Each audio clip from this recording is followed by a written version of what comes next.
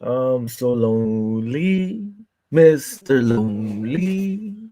Why don't somebody come and wait? What's up, everybody? It's another episode of Viva Los Bills. I'm your host, Buffalo Will, and I am joined by nobody as of right now. Cousin Vinny is out there on the road working. He's putting in that work. Hopefully, he's driving safely. I think he's coming from Georgia to Florida or Florida to Georgia. I don't know. As long as the guy's being safe out there. Right now, it's just me. Bobby Blackjack might be popping on a little later to join us. So let's get the show going as we always do, even though the Bills aren't playing. Got my little brew here for the show. We're going to crack that open. A little cheers to all the Bills fans watching. Buffalo Bills out there. Salute. Keeping it classy with the pinky up. Feels good. All right.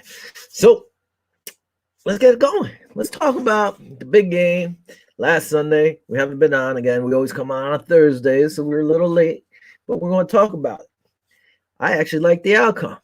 Vinny's not here to talk about it because Vinny chose the Kansas City Chiefs, while yours truly picked Tom Brady and the Tampa Bay Buccaneers.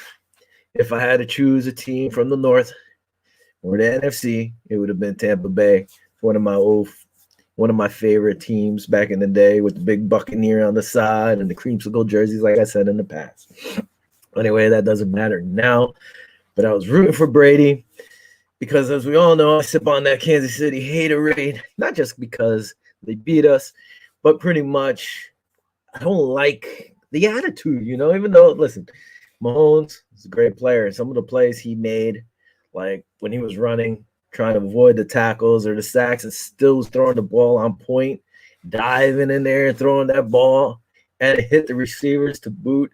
Crazy. The kid was putting in some work. I have to give him credit, but I was happy to see Tampa Bay's defense do what the Bills' defense should have done. Those two linebackers, White, and I forgot the other kid's name, but they were all over the field. They played them right. They played the zone with Hill up top. They gave Kelsey the little shots underneath, added up to over 100 yards. But it was great to see Tampa shut them down, man. They went in, Green Bay. The Chiefs got them out, took them out 3 and out, and you're like, oh boy, here we go. Then Tampa knocked them out 3 and out. I was like, all right, this is pretty good. This is pretty good. I could dig it. And then, Tom Brady got the wheel rolling, started connecting with his players. One thing they were able to do was get separation, which the Bills weren't able to get against Kansas City. Another thing, some people were crying foul because of all the penalties. I was happy to see that they were calling holding, especially on the defensive, on the corners. Some people will say, hey, let them play. But even if you're holding them, they can't cut to the left, can't cut to the right, can't get out. You're impeding their progress. And, I was kudos to the refs for catching them because they were doing it a lot. They did it against the Bills, but whatever. I sound like a hammer right now, but it's true. They were doing it to the Bills, and it stunk. We didn't get those calls, but they weren't going to allow that for Tampa Bay. They weren't going to allow the Kansas City Chiefs to hold the Tampa Bay receivers. It wasn't happening, and I'm glad they picked it. It was kind of weird, but you knew it was going to happen. Tom Brady go for Gronk, touchdown, hit him again for another touchdown. It was, it was like looking at the Pats playing again. And then they got Brown to get a touchdown, and Leonard Fournette, who I said the Bills should have gotten for that ground and pound running back, he scored a touchdown for them as well. They just played really good all-around football. Tom Brady kept saying, hey, they haven't even played their best game yet. Their best game was coming, and it came 31-9. They smacked them up. I was saying, hey, man, 28-24. I thought the Bucs would win by that. People thought I was crazy. But, man, they went in there and put a shellacking on them. Box score-wise, I was just looking. Listen, the running game wasn't really there for them. Hilaire had 64 yards on 9 carries. He did break one for 26 yards, but they were containing him. They didn't let Tyreek go crazy. 7 catches, 73 yards. Not bad. It's not a bad day. And Travis Kelce, 10 for 133. He put in work. Listen, one thing I loved seeing was when he got popped and dropped those balls. I think it was like 2 drop passes or 3 drop passes, and he got up to his face like, it was beautiful because this guy loves to scream and talk crap out there and thinks he's the best tight end ever. You're not. You actually saw one of the better tight ends in Gronk out there doing his work, and he was blocking like a beast, and he was able to score 2 touchdowns. So Gronk put in the work. I was glad to see that.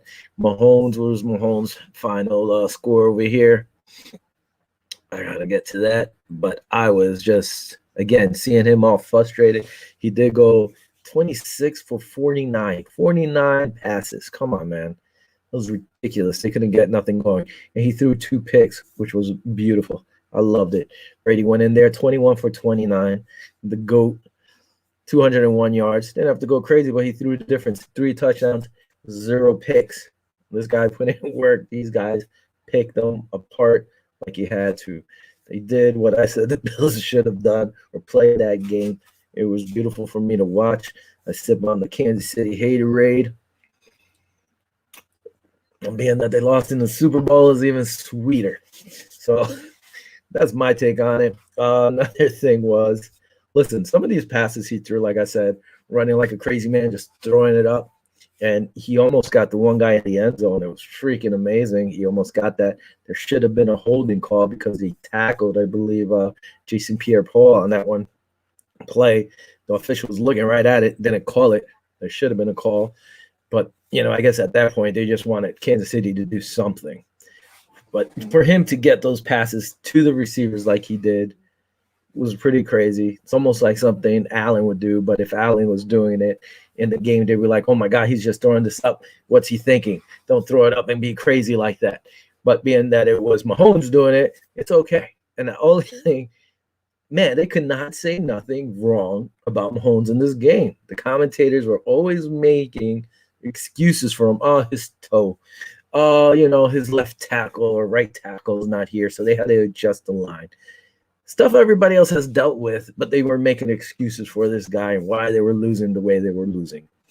It's ridiculous. Their punter choked big time in the game. What was he doing? I think his long was like 30 yards or something. Great for Tampa, great field positioning, but they always make excuses for this team, which drives me crazy. Stop it. No reason for it.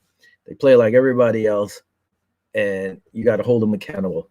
They crapped the bed against Tampa, and I loved it, but whatever. Some people, were happy to see Tampa. Some people hate it because they hate Brady. But again, like I've always said, even as a Bills fan, never hated Brady because Brady doesn't talk crap. He goes on the field, and he does what he has to do, and he gets the job done. Kudos to them. Congratulations to them for winning it. It's a new season now. We start off from scratch again like every other year. So we got to put in that work now, Buffalo. It's going to be hard because one of the things is the salary cap was up and down. Everybody's saying, it's not as bad or grim. Last week they were saying it might be, it was saying it might be anywhere from 175 million to 185 million now. So hopefully it's on the higher level and it will help us out some. Real quick, what's up, Ken? How you doing? Oh, baby. They're on their feet at the Garden. I heard that. They're going to start getting great news. They're going to start letting some fans into the building. So that means I'll be going back to work at some point. Okay, I guess I'm having a little internet problems. I heard other people were having them too, so I froze. What up, Nick? You scrub. Telling me I'm frustrated because my face is freezing. Anyway, thanks for checking in, guys. Keep up the comment as I'll say it. If they pop them out, I scream, I'll put them out. If not, I'll just look over here like a crazy man, and I'll read your comments on there. A few things going on also on Patrick Mahomes because of his toe. They said after the game he was going to have toe surgery. He had his surgery. Supposedly it went successfully.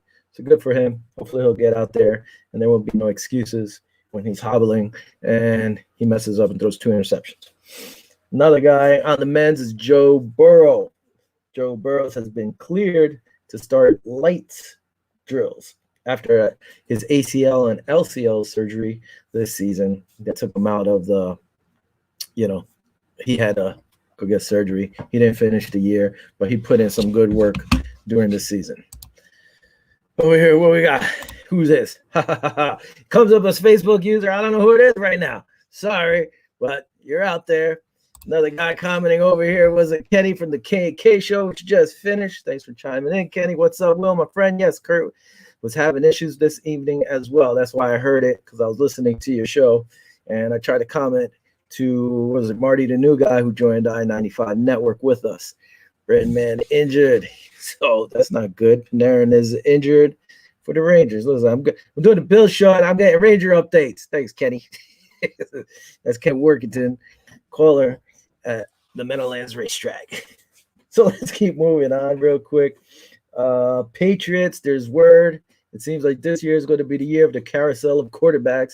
Every quarterback seems to be available for trading, and everybody wants out of their team.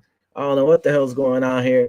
It's a little ridiculous to me right now, but whatever. One guy has been talked about is Marcus Mariota. He put in one good game last year, and everybody, I guess, saw something of what should have been with his years in Tennessee. He had a few good years in Tennessee, so there's nothing wrong with it. I always said change of scenery might help the guy.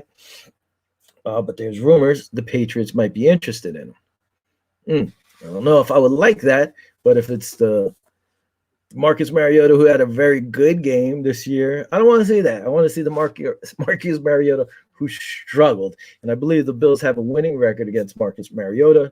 But again, that's when he was on the Titans. So let's see what happens with him. Also, the Bears and Colts are another two squads supposedly interested in him as well. And with the Raiders, it's believed Derek Carr is also available. So who knows what will happen.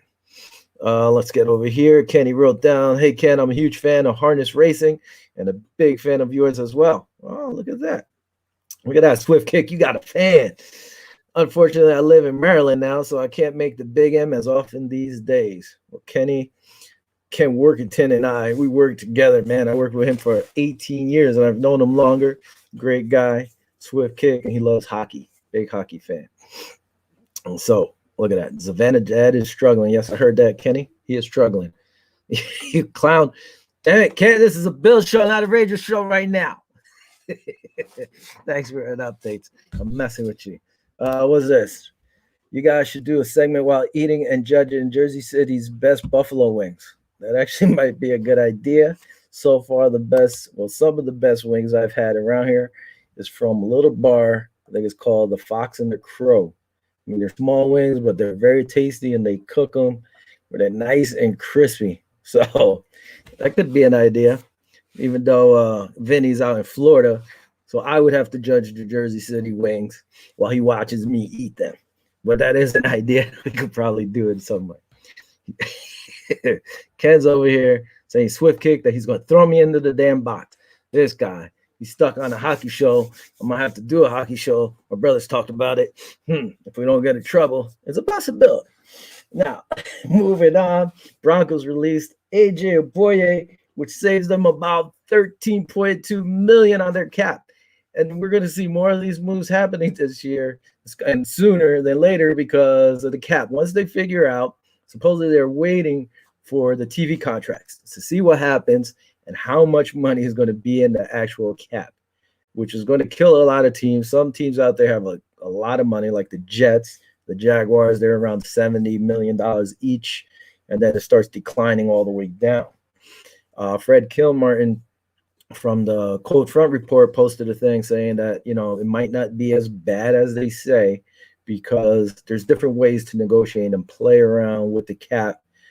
A la Kansas City Chiefs actually do a good job on them, but they're going to be in trouble next year. Well, this upcoming year too with their salary cap, unless they get to work it out somehow. They did. I was reading it. Didn't really read all of it. Kenny over here. I think Kenny and Ken are having a conversation. That's awesome. We do talk horse racing and would love to invite Ken on sometimes. There you go, Swift Kick. Get on there. I always go with the long shots. All right. There's a number of combinations I like to play. Kenny, come out a lot. We could talk sometime. Anyway, let me keep moving on. Another thing the Raiders are looking at, supposedly they're looking at Juju Smith-Schuster, which would be a great addition to their squad, especially with Ruggs not stepping up as well as everybody thought he would. But again, he was a rookie. Let's see what next year brings for him. But Juju would be a nice addition to that team. I would have liked him on the Bills, but I think we're fine at wide receivers. And who knows, we might be losing some wide receivers. Talk about that in a little bit.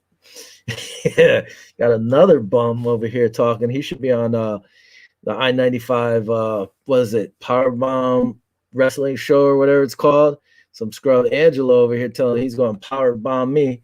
By the way, everybody, Angelo is about 5'2", okay, weighing about $1.45, and I'm only 5'6", so but I weigh around 200 pounds. Powerbomb him with these guns of mine, boy. Better relax. Anyway, Angelo's about 6'5" or some crap like that. He's a big teddy bear. He knows who the man is. This guy. Moving on. Let's go. Hold on. We got more questions. Come on over here. Look at Angelo's watch. He's like, come on now. Jarman, what up? Sucio, where's your brother co-hosting? I should have called him up. Juju going to the Jets. It would be nice for you guys. I wouldn't want to see him on the Jets, but I think it's all going to come down to who the Jets get at quarterback. And there's rumors they're going to trade Darnold, that like the 49ers are a team that are possibly looking at him, and also the Bears. I don't know what's up with the Bears. They have a carousel of quarterbacks every year over there. They're a mess. So I think once the Jets get a quarterback, then maybe some of these pieces will start coming in, and they're going to have to overpay. These players are going to see that there's not much money out there. These guys are going to go like, all right, Jets, you want us? Big money. Big money. So I can see that happening. Also over here, Kenny. So my Bills question for Buffalo Will. Could you see the Bills going after a running back in either the draft or through free agency? I do like the running backs in free agency. Carson, Aaron Jones, Kenyon Drake. I was going to bring this up later, especially, Vinny was going to be on the show, but then he got stuck at work, couldn't do it. I don't think they should draft a running back, especially in the first round. It all depends what happens with Matt Milano. If we lose Matt Milano, we have A.J. Klein, who started playing better until Matt came back, and then Matt started taking that playing time back. So I think if we don't sign Matt Milano, maybe linebacker. We also have, if we need to sign Feliciano, our offensive guard, we're going to lose Williams possibly, or tackle. So these are two big players that we need to sign. If they don't sign it, then you maybe go after an offensive guard or a tackle. That's what I would do, because, listen, our running game, we don't know what our running game is. You're trying to run Singletary, who's like 5'8", 190 pounds maybe, as a single back with no full back, without an extra tight end. It's pretty tough, especially in the NFL with the speed on defense. And then you got Zach Moss. He got hurt. He was looking pretty good, but they're not giving the ball to these guys. You're not running the ball. You're not trying to get into a rhythm. Look at Tampa Bay. They passed the ball. They ran the ball. They did both things. You have to be able to do both things to win a Super Bowl. And especially if they're shutting down your pass, you need to go to the run. We couldn't do that. We never really saw what these guys could do. Would I? Maybe, if he's the best player on the board and we could use a running back. But I also like Antonio Williams, the rookie out of North Carolina. He got into one game against Miami. It was towards the end. The only game he actually played was against Miami. And he looked good. He was promising. So why waste the pick when you got rookie and Moss? Singletary is only his second-year man. These guys really haven't even developed. So I wouldn't do it. I would probably go somewhere else. But everybody's raving about the running back from Alabama. I really didn't watch much college football this year. So I'm not sure. I don't know if I would take a running back. What was all? You can't be one-dimensional. I don't know why you guys aren't popping up here, but I'm reading to the side. Don't think I'm crazy. I got my other laptop here. You can't be one-dimensional in the NFL. This is by Kenny from the KK Show, especially in the playoffs. If you get tone of these guys on the cheap for 1-year deal, I would do it. Yeah, I would bring somebody in if it's cheap. Right now, they're having issues. I mean, I think we're $3 million over the cap. And this is not, later on I'm going to get a little bit more, but this is not after reconstructing some contracts or cutting some people. We're going to have to see what they're doing there. What about this? I don't know why these guys are coming up as Facebook users. Name's not coming out. Sorry to whoever it is. But your question. Why was Gronk shoving the Lombardi trophy off his rear during the boat parade? Oh, boy, I didn't see that. I did see Tom Brady throw it, and Brait caught it. But if Brait would have dropped that damn Lombardi trophy, it would have been down in the sea, under the sea. That would have been crazy. Brait said if he didn't catch it, he was going to retire from the NFL. Yeah. Okay. So Kurt agrees, not in the draft. Again, it all comes down to, hey, who is the main guy? I mean, if I always say for the Bills to do it, they need a fullback. I thought they were going to use our tight end slash fullback, who transitioned to straight fullback. I can't remember his name off the top of my head right now, but they didn't do it. Lee Smith is contemplating retirement. That was our other tight end who looks like offensive guard right now. I would use him as a fullback if he stayed. But that's like a $2 million contract, so I don't know if they're going to keep him. I think he sees the writing on the wall. Let's keep it moving here. Like I said, the salary cap, we touched on it. The one thing I was wondering about the salary cap is like, okay, if the salary cap is going to drop to 175 or let's say 185, how come the franchise tags are not dropping? But then I was reading and looking around, they're saying they might adjust them as well. You have to adjust them. If you're going to cut the salary cap down and not adjust those franchise tags for this year, at least, it would make no sense. You're killing these teams. And one thing Kurt, actually from the K&K show, him and I agree on is these quarterback contracts are ridiculous. So like in a year like this, nobody was predicting this or expecting this with the whole COVID-19 to kill the league, or, the salary cap was going to drop. But right now you have these quarterbacks making 20 plus, 30 plus $1 million, and now it's affecting the salary cap. So some of the guys in between, the rookies are fine because they're making small money.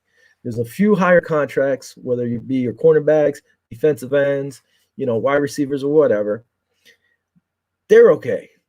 They might be asked to reconstruct it. But the guys in the middle are the ones who are going to get affected. It's almost like daily life here. The rich are fine, the poor are fine, and the middle class are the ones getting screwed. So right now, the middle class in the football league is going to get messed up. Oh, look at my buddy here. Hey, little buddy. Bear, what's up? Thanks for checking in. Good to see you too, man. Miss you, little buddy. Hope everything's doing well. Look at that. Good to see Bear popping on here. So they need to adjust that as well, because if you don't adjust the franchise tag, that's like the Bills looking, okay, hey, what if we franchise tag Milano this year, which some teams are going to do, franchise a player and hope that next year all gets back to normal, and then you'll be able to offer that player the legitimate salary that he needs. So let's say next year, everything goes back to normal, the salary cap goes up to 200 or whatever million it was. Now you could offer Matt Milano 3 years or 4 years at $14 million a year and so forth. So some teams might take that risk. But at the end of that, if it doesn't happen, if we're still in this mess next year, you're going to get screwed, and you're going to have to probably cut this guy, or some other players are going to get cut. We all got to see where the TV contract comes in and what's the final suggestion, because like I said, I heard 175, then I saw 181, and then I see 185. So it keeps adjusting.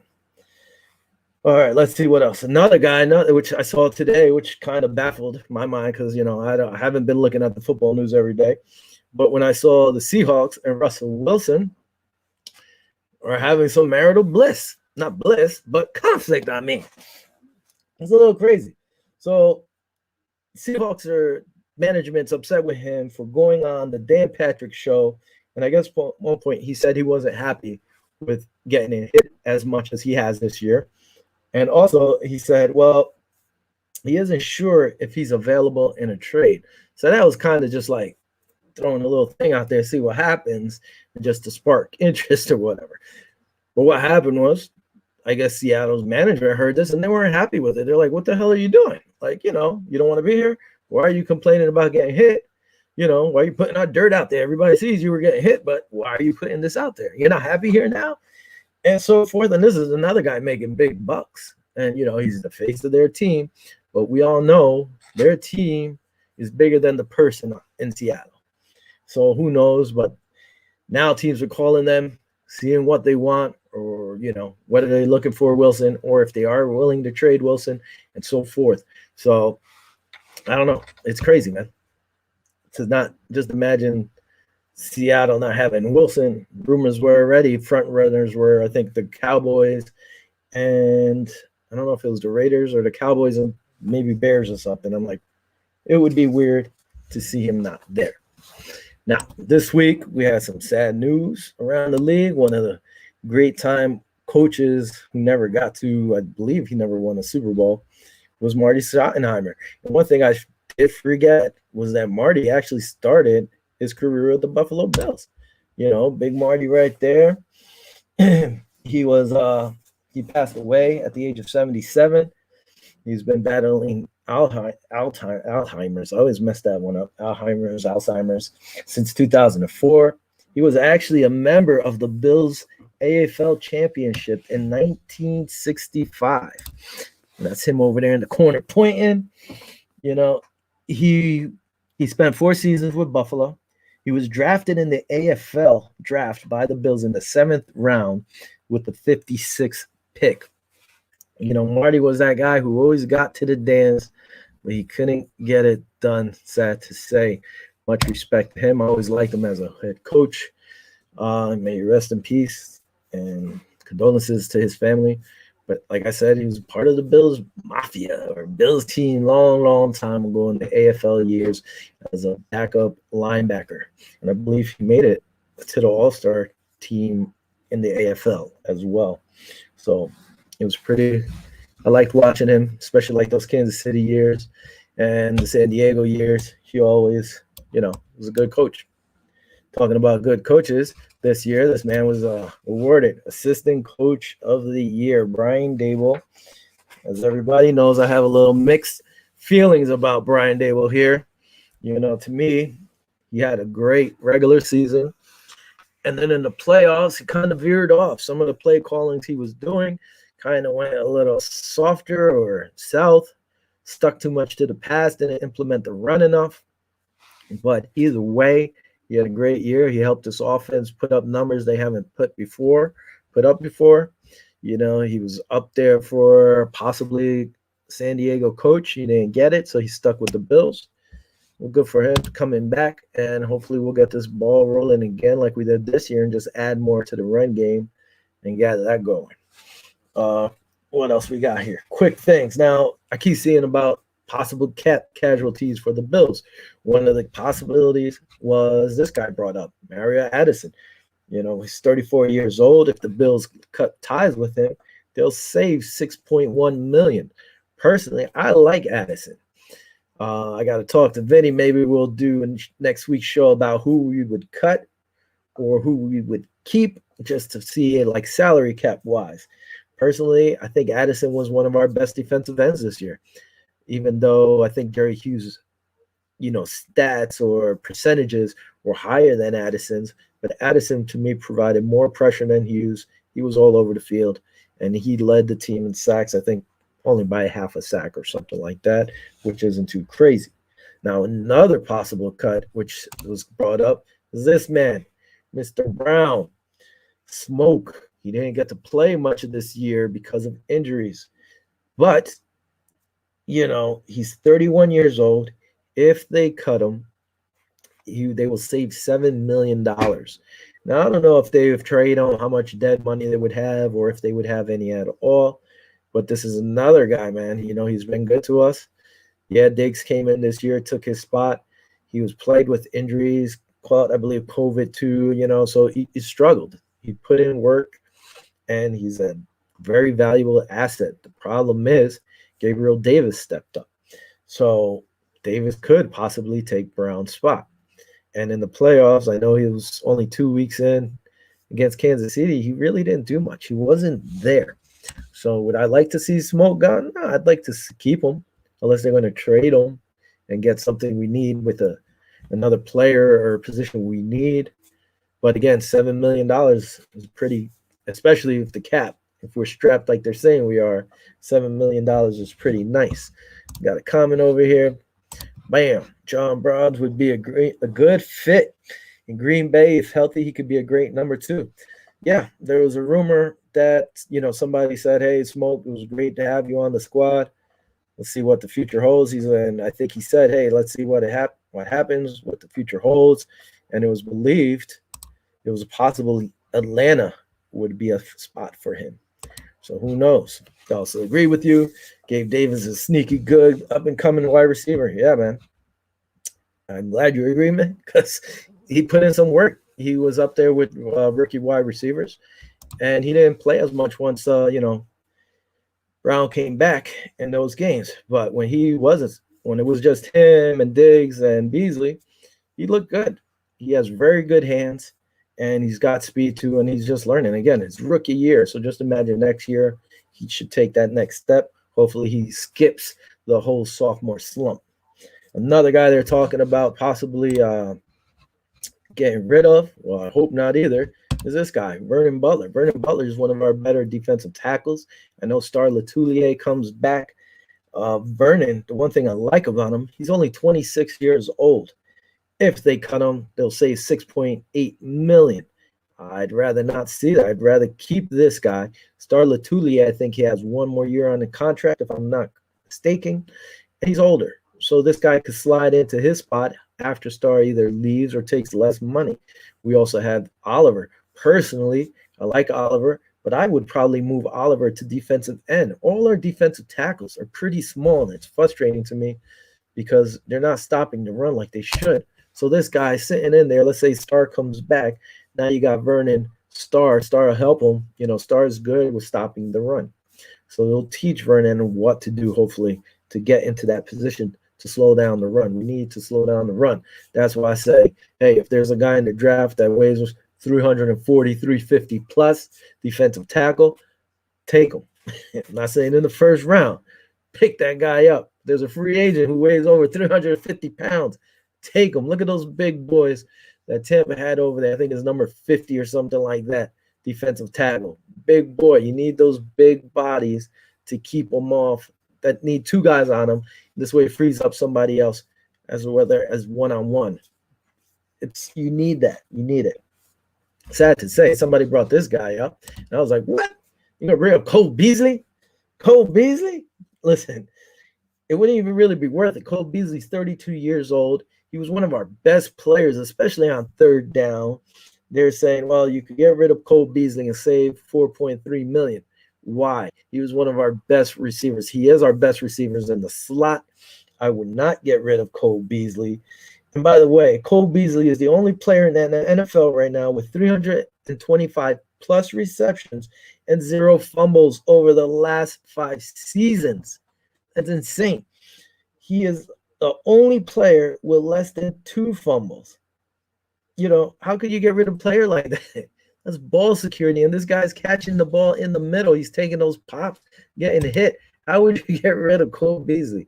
I want it. I'll let the guy play out the rest of his years. No reason to get rid of him. That would be nuts to me. Another guy over here, I've got to give this guy kudos. When they signed him, I was like, all right, I get it. It's a depth move. I didn't think he was going to take over the right cornerback slot. But Josh Norman, man, this guy is coming to Buffalo, and he's been acting like he's always been a Bill. He's been helping out the community. He's raised over $500,000 for Buffalo businesses. These are the kind of players you want. Listen, he's been a great addition to the Buffalo community. The team loves him. He knows the system. He didn't really get to play much in this year. I thought he would be playing more, say, in the slot position or whatever, but he's given us depth. But again, he's raised over $500,000 for the local businesses in Buffalo, which is a beautiful thing. He's a free agent. I don't know if they're going to re-sign him. I don't know if he would take a lot less money because, $6 million, I think, is what he made. I really don't think they're going to bring him back for that much money. Another rumor is that Richard Sherman has been linked, that the Bills might go after him. But, how much money, and that he wants a 2-year contract. So would it be nice? Yeah, but how much money are they going to pay Richard Sherman to go in there? I'd rather have them pay Levi Wallace, probably a lot less than Richard Sherman. Levi knows the system. He's a pretty damn good corner, and he's getting better. Again, this was his, third year? He's getting better. The guy sees more action than White. People bring that up, but yeah, nobody wants to throw to White. They're throwing at Levi, and the guy had a few picks, and he's getting better. And Tyron Johnson's another guy who's a free agent. Hopefully, they can re-sign him as well. What else we got? Well, that was it. One thing was talking about again was hey, the running back in the draft. Everybody's got the Bills picking up a running back, and Kenny talked about it, brought it up, and I said, you know what, I don't think so. I think you have to give if there's a more or a bigger need at that position. Say our DN. Okay, we got AJ. Is AJ going to take the next spot next year? Are we going to keep Hughes? Are we going to keep Addison? You know, should they shift Oliver over to DN? He's fast. He's a smaller guy. He's not that big. These are things you got to look at, especially when the cap situation gets figured out. I don't know if I would take Alabama's running back. Maybe. If we lose our linebacker, probably take a linebacker. Our safeties are there, so that's fine. Again, offensive guard, offensive tackle. Again, if there's a big meat and potato defensive tackle that's, you know, good enough to go in the first round at that late, yeah, I'd take him instead. Yeah, I think that's about it right now. I might be missing something. Everybody stopped commenting and talking. You know, Bobby was going to come on, but Bobby ain't here right now. So I'm going to take a little sip of this to keep it classy. And I might be bidding all of you adieu. I don't see any more comments. Next week, I think I'm going to talk to Vinny. And we'll probably say, hey, who should we cut? Who should we keep? You know, within our roster, not going to look at moves to go pick up or trade or whatever, unless we do say trades. Say if you try to work something out to trade for J.J. Watt and another guy, a lot of people are linking to the Bills now, even though I've been saying that since he said he was not happy in Houston. So, yeah, we're playing out that for next week. Next Thursday, we'll be here again.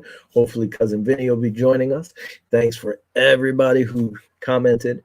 Makes the show a lot easier for me, especially when I'm by myself. So thank you. And on that note, I'm going to bid you adieu. Adios. Nice seeing some of the guys come on. Ken, Kenny, Big Bear, Inch, Nick. I might be forgetting people over here. Good Lord. But thank you all for coming. And let's go Buffalo. Until next week. Adios. Nos vemos. Buenas noches.